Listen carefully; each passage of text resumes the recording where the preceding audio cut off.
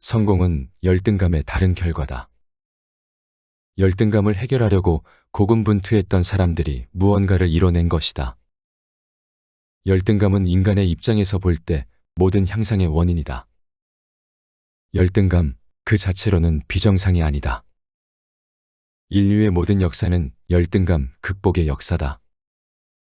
인간은 생득적으로 열등할 뿐 아니라 늘 타인과 자신을 비교하고 자신이 할 수 없는 것이나 갖지 못한 것을 곧바로 다른 사람보다 못하다는 감정으로 받아들이는 탓에 인간은 항상 열등감으로부터 자유로울 수 없다. 현대 심리학의 3대 거장 알프레드 아들러. 당대 심리학자들은 프로이트의 저작 꿈의 해석을 혹독하게 비판했다. 프로이트가 인간의 심리를 분석하는 도구가 무의식, 꿈 등 임상적으로 증명하기 어려운 것들이었기 때문이었다. 하지만 아들러는 1902년 지그문트 프로이트의 꿈의 해석에 대해 옹호하는 의견을 학계에 내비친다. 이 일을 계기로 아들러는 프로이트가 주최하는 수요 심리학 모임에 초대를 받았고 프로이트, 융과 함께 활동했다. 수요 심리학 모임은 1908년 빈 정신분석학회로 발전했다. 1911년에는 아들러가 학회 의장과 정신분석학 잡지 국제정신분석학의 편집장을 맡기도 했다. 하지만 아들러는 프로이트와 결정적으로 인간의 성격 형성 요인에 대한 견해의 차이가 있었다. 프로이트는 인간의 기본 욕구가 성욕이며 현재의 생각과 행동은 과거에 자리 잡은 무의식으로부터 영향을 받는다고 했다. 인간을 자신이 갖고 태어난 환경, 기본 욕구를 극복할 수 있는 존재라기보다는 이미 유아기의 많은 부분이 결정된 존재라고 본 것이다. 반면 아들러는 인간의 기본 욕구를 성장 욕구로 봤다. 그는 열등감을 극복해서 더 나은 인간이 되기 위해 노력하는 가운데 성장하게 된다고 주장했다. 아들러 자신이 신체적 및 정신적 열등감을 극복하면서 경험한 것들이 그의 학설의 바탕이 된 것이다. 그래서 그는 자신의 열등감을 극복하기 위한 현재 삶에 대한 태도와 의미 부여가 중요하다고 했다. 아들러는 인간은 자신을 통찰하는 가운데 좀 더 나은 자신을 위해 노력했음을 인정하게 되며 그 과정은 자신의 삶에 대한 관점과 태도의 변화를 수반하게 된다고 했다. 그래서 아들러는 인간의 성격은 변화가 가능하다는 선택론적인 입장이다. 이러한 견해차로 아들러는 정신분석학회를 탈퇴한다. 그는 1912년 개인심리학을 창시하고 개인심리학협회를 창설했다. 개인심리학은 인간의 열등감이 스스로 나아가게 하는 동기가 된다는 생각을 담은 것이었다.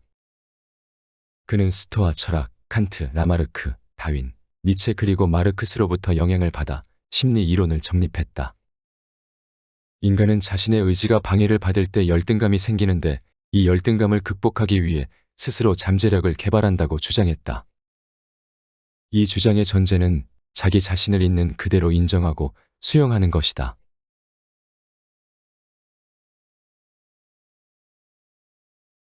모든 성공의 조건은 건강한 신체다.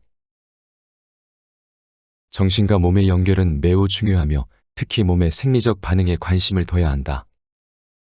스트레스는 긴장을 통해 몸 전체에 전달되며 자율신경계통과 내분비계의 다양한 작용들을 통해 혈액순환, 분비물, 근육의 긴장도 변화해서 거의 모든 기관의 변화에 영향을 준다.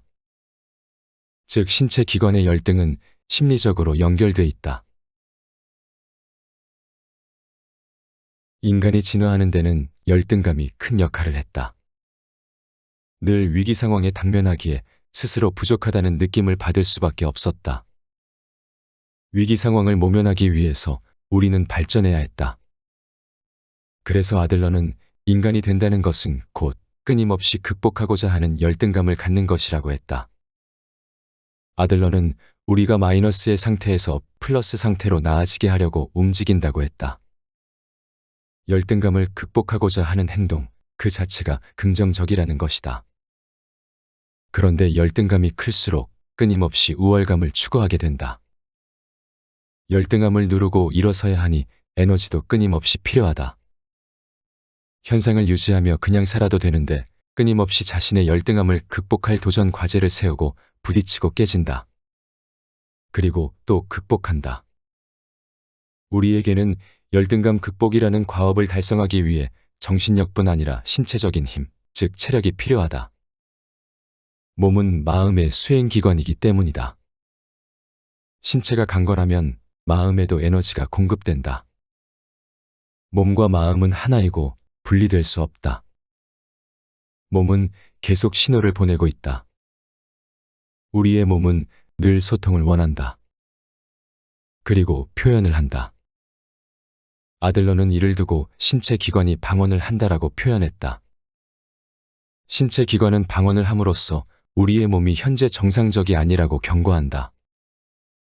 하지만 우리는 우선순위가 몸 외에 다른 곳에 있다 보니 알아차리지 못할 때가 많다.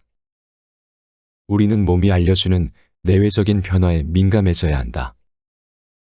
그것이 마음까지 함께 챙기는 일이다. 몸과 마음은 별개의 것이 아니다.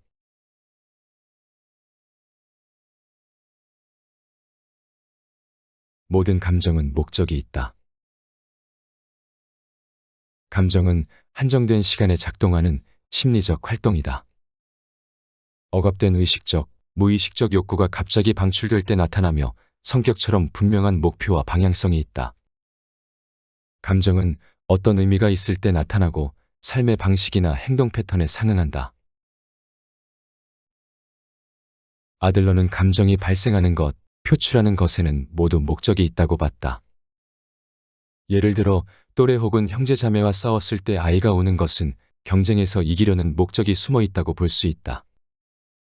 힘으로 대항할 수 없기 때문에 주위에 힘 있는 사람들의 도움을 받아 이기려 한다는 것이다. 사람들은 감정에 목적이 있다고 생각하지 못한다. 일반적으로 감정은 단순히 외부의 자극에 대한 반응이라 이해한다. 하지만 감정은 우리 자신의 선택과 결정에 의해 내부에서 자라나 외부로 확장되는 개념이다. 다음에 감정들을 살펴보고 각 감정이 어떤 목적을 갖고 표출되는지 살펴보자. 죄책감.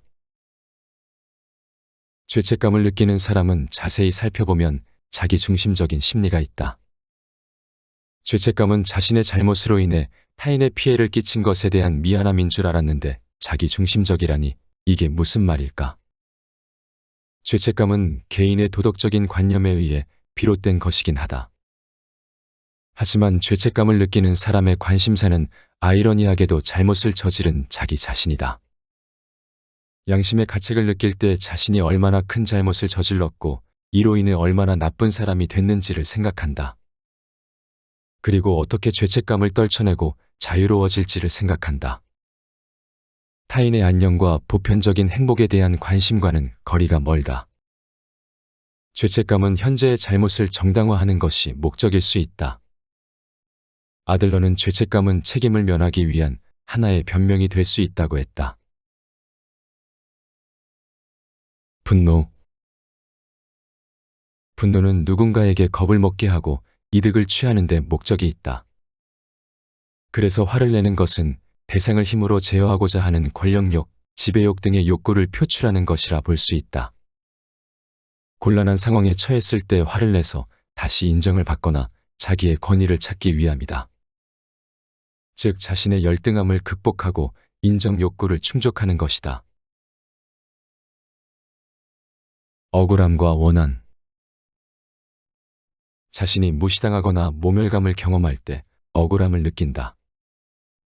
이것은 나를 존중해달라 또는 억울하니 나에게도 동등한 권리를 달라는 행동으로 표출된다.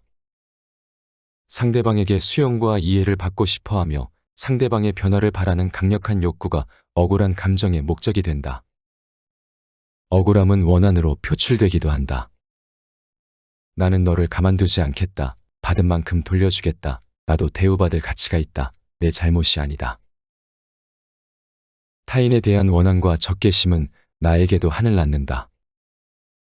타인에게 화를 낸다는 것은 나의 몸과 마음도 그만큼 상처를 받는다는 것이다.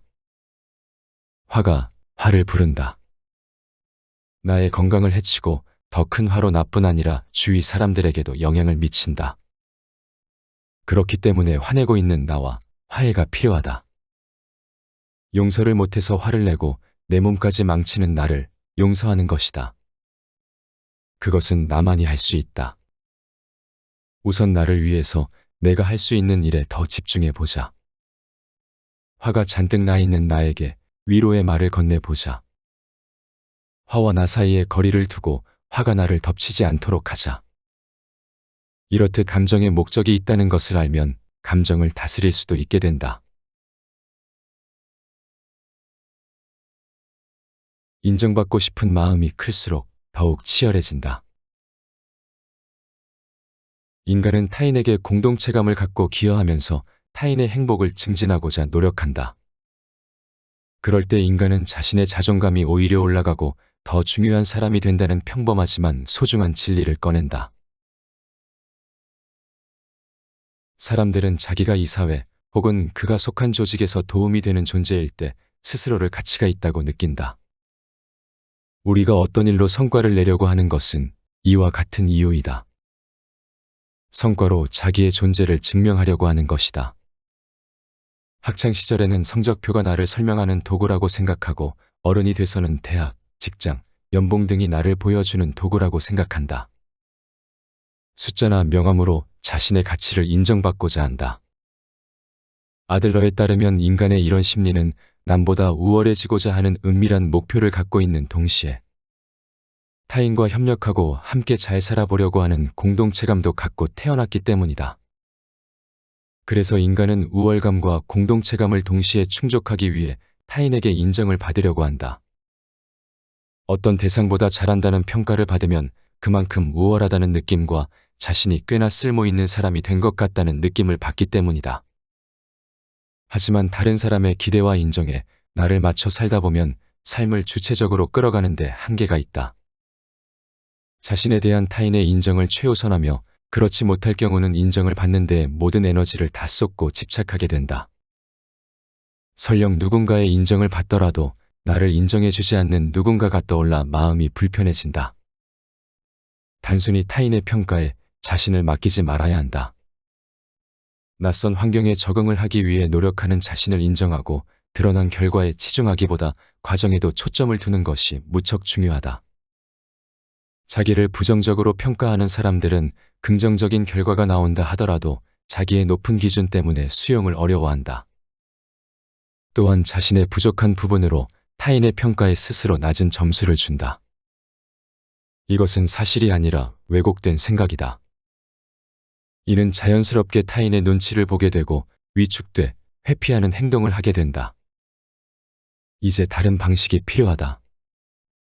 자신의 가치를 제대로 평가하고 타인의 인정과 기대가 나를 통제하지 못하게 해야 한다. 내가 한 일, 나의 가치와 의미는 내가 인정하는 것이다.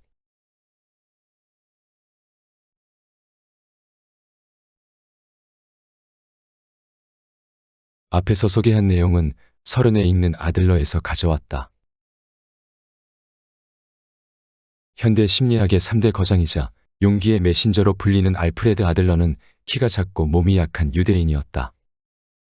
평생 열등감과 불안을 극복하며 살아온 그는 인생은 스스로 바꿀 수 있다는 선택론적 입장이다.